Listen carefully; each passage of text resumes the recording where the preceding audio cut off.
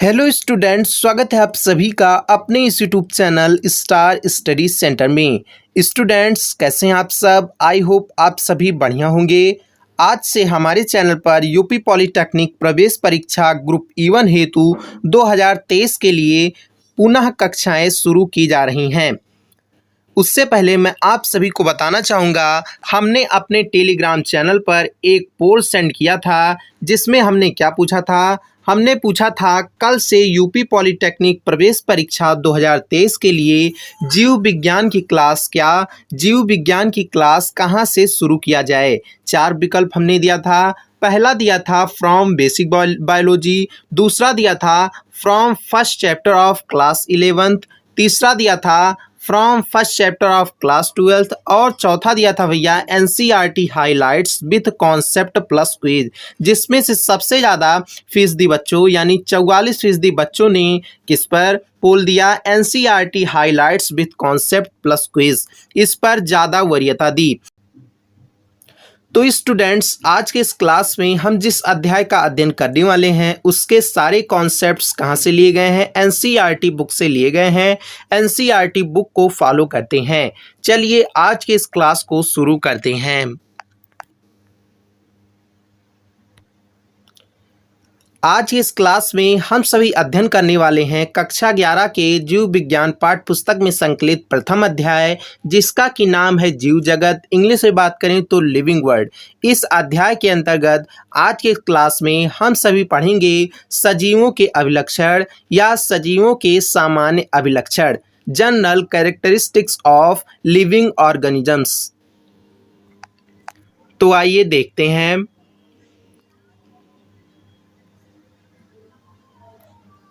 आपको शीर्षक दिख रहा होगा सजीवों के अभिलक्षण, कैरेक्टरिस्टिक्स ऑफ लिविंग ऑर्गेनिजम्स। इसमें एक एक पॉइंट को हम समझते चलते हैं। सभी जीव क्या हैं? वृद्धि करते हैं, ये रहा पहला पॉइंट। दूसरा पॉइंट है जनन यानी रिप्रोडक्शन भी जीवों का अभिलक्षण है, कैरेक्टरिस्टिक्स है। तीसरा पॉइंट क्या है? उपापचय मेटाबॉलिज्म्स जीवों का विभेदक लक्षण है, डिस्टिंग्विश फीचर है। अब विभेदक लक्षण का क्या मतलब? भैया उपापचय जो है ये जीव को निर्जीव से अलग करता है, अंतर स्पष्ट करता है। चौथा पॉइंट क्या है? जीव उद्दीपनों के प्रति अनुक्रिया प्रदर्शित करते हैं। अब यहाँ पे एक पॉइंट आता है भैया उद्दीपन, इसको आइए हम समझ लेते हैं। तो उद्दीपन क्या है? एक प्रोसेस है, प्रक्रिया है, जिसके घटित होने पर हमारी ज्ञानेंद्रियों में कुछ एक्शन शुरू हो जाता है, कुछ क्रिया शुरू हो जाती है। फॉर एग्जाम्पल, उदाहरण के द्वारा हम समझते हैं। मान लिया आपको एक चींटी ने काट लिया। क्या भैया? मान लिया आपको एक चींटी ने काट लिया। तुरंत आपका हाथ उस स्थान पर चला जाता है और कुछ कार्य करने लगता है। अब क्या करने लगेगा? जैसे आप उस स्थान को खुजलाने लगेंगे या फिर मसलने लगेंगे। तो वही है भैया उद्दीपन। क्या है? जीव उद्दीपनों के प्रति अनुक्रिया प्रदर्शित करते हैं, शो करते हैं। और पांचवा पॉइंट है अनुकूलन भी जीवों का लक्षण है। क्या? एडाप्टेशन भी जीवों का लक्षण है। बात करें एडॉप्टेशन अनुकूलन की, तो भैया जीवों का यह क्या है? गुण है, हमने पढ़ा लक्षण है। किसी विशेष जो क्या करता है? जो किसी विशेष वातावरण में सुगमता पूर्वक यानी आसानी से जीवन जीने में मदद करता है। आई होप ये पांचों पॉइंट क्लियर हो गए होंगे। अब आइए हम सबसे पहले पॉइंट, सभी जीव वृद्धि करते हैं या सजीवों में वृद्धि कैसे होता है, किस प्रकार से होता है, ये हम विस्तार से देखते हैं।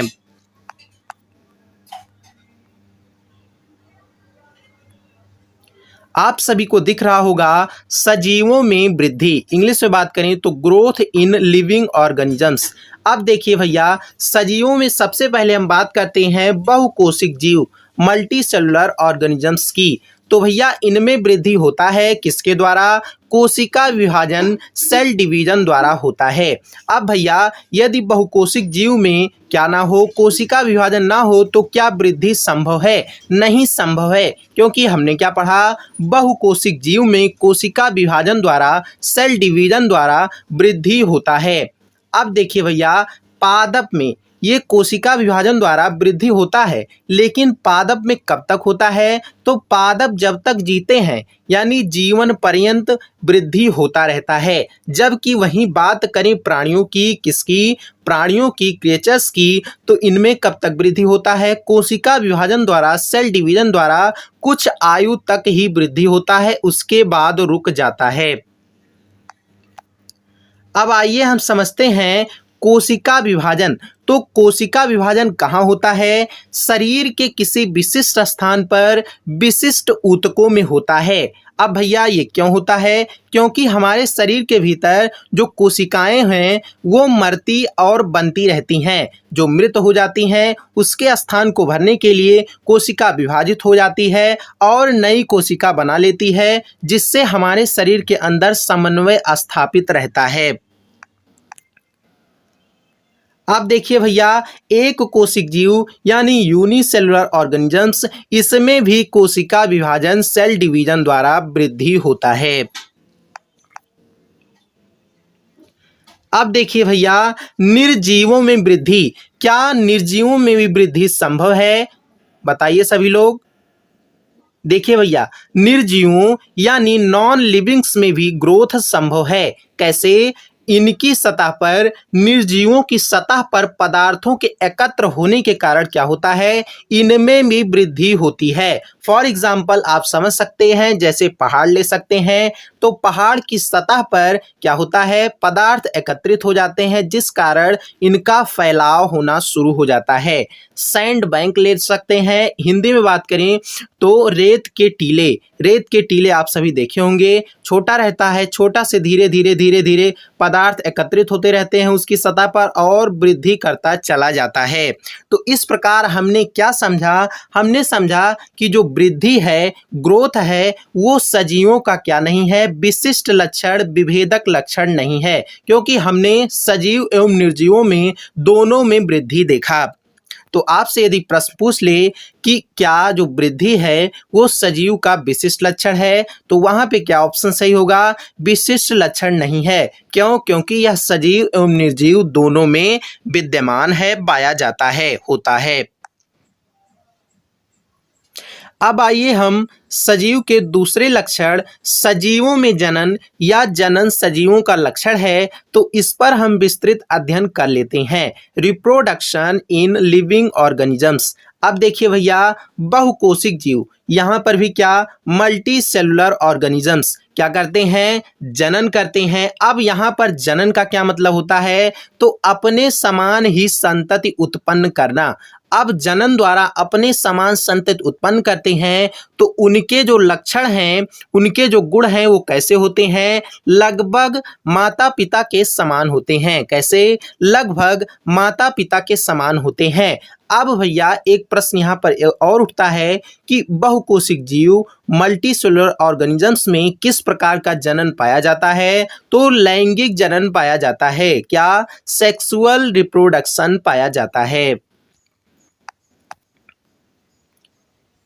अगला पॉइंट देखिए, जीव अलैंगिक जनन, एसेक्सुअल रिप्रोडक्शन भी करते हैं। फॉर एग्जाम्पल के लिए आप कवक ले सकते हैं, फंजाई। देखिए, इनमें लाखों अलैंगिक बीजाणुओं द्वारा गुणन होता है और प्रत्येक बीजाणु बड़े होकर क्या? एक नए कवक का निर्माण करते हैं।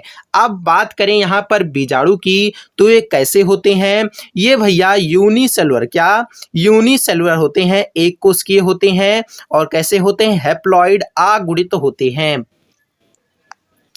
अगला एग्जाम्पल हम ले सकते हैं ईस्ट, यानी हिंदी में बात करें तो खमीर तथा हाइड्रा। इनमें भी क्या होता है भैया? जनन होता है, रिप्रोडक्शन होता है, लेकिन कैसा? अलैंगिक जनन, एसेक्सुअल रिप्रोडक्शन की एक विधि होती है, मुकुलन, उसी द्वारा ये जनन करते हैं और नए ईस्ट और हाइड्रा का निर्माण होता है। अब कुछ जीव भैया ऐसे होते हैं जो जनन नहीं करते। फॉर एग्जाम्पल के लिए क्या है? खच्चर है, बंध कामगार मक्खी है, ये जनन नहीं करते हैं। इस प्रकार निष्कर्ष यहाँ पर क्या निकलता है कि जो जनन है ये जीवों का, सजीवों का क्या है? विशिष्ट लक्षण नहीं है, विभेदक लक्षण नहीं है। क्यों? क्योंकि कुछ जीव ऐसे हुए जो जनन नहीं करते, कुछ जीव हैं जो जनन करते हैं। आज के इस क्लास में हम सजीव के तृतीय लक्षण, सजीवों में उपापचयी क्रिया, मेटाबॉलिज्म इन लिविंग ऑर्गेनिजम्स इस शीर्षक को देख लेते हैं विस्तार से। देखिए, सबसे पहले हम समझ लेते हैं उपापचयी क्रिया मेटाबॉलिज्म है क्या। तो कोशिका में संपन्न होने वाली सभी क्रियाएं, ठीक है, ऑल रिएक्शन सामूहिक रूप से क्या कहलाती हैं? उपापचयी क्रियाएं कहलाती हैं। अब हमारे शरीर में क्या कोशिका पाई जाती है, जो क्या होती है? सजीव की क्रियात्मक एवं संरचनात्मक इकाई होती है। तो इनमें संपन्न होने वाली विभिन्न क्रियाएं या सभी क्रियाएं सामूहिक रूप से क्या कहलाती हैं? उपापचयी क्रियाएं कहलाती हैं। अब ये जो है भैया, ये क्या सभी पौधों, प्राणियों, कवकों तथा सूक्ष्म जीवों में उपापचयी क्रियाएं होती हैं। जो उपापचयी क्रिया है, यह सभी पौधों, प्राणियों, कवकों तथा सूक्ष्म जीवों में होता है। इस प्रकार निष्कर्ष यह निकलता है कि जो उपापचय है, यह सजीव का विभेदक लक्षण है। आई मीन क्या कि यह निर्जीव से सजीव को अलग करता है। निर्जीव में ऐसी कोई भी उपापचयी क्रियाएं नहीं पाई जाती हैं। इसके भेद भी हैं उपापचयी क्रियाओं को, जिसको हम अगले लेक्चर में समझेंगे। आई होप आज का क्लास समझ में आया होगा। यदि क्लास समझ में आया हो तो क्लास को लाइक कर दीजिएगा और यूपी पॉलिटेक्निक प्रवेश परीक्षा ग्रुप E1 2023 हेतु हमारे चैनल को सब्सक्राइब कर बेल आइकन को ऑल पर जरूर प्रेस कर लीजिएगा। यहाँ पर आपको यूपी पॉलिटेक्निक प्रवेश परीक्षा 2023 के लिए क्या बायोलॉजी, केमिस्ट्री और फिजिक्स तीनों विषयों की कक्षाएं चलाई जाएंगी। सो चैनल से जुड़ना मत भूलिएगा। मिलते हैं नेक्स्ट क्लास में। जय हिंद।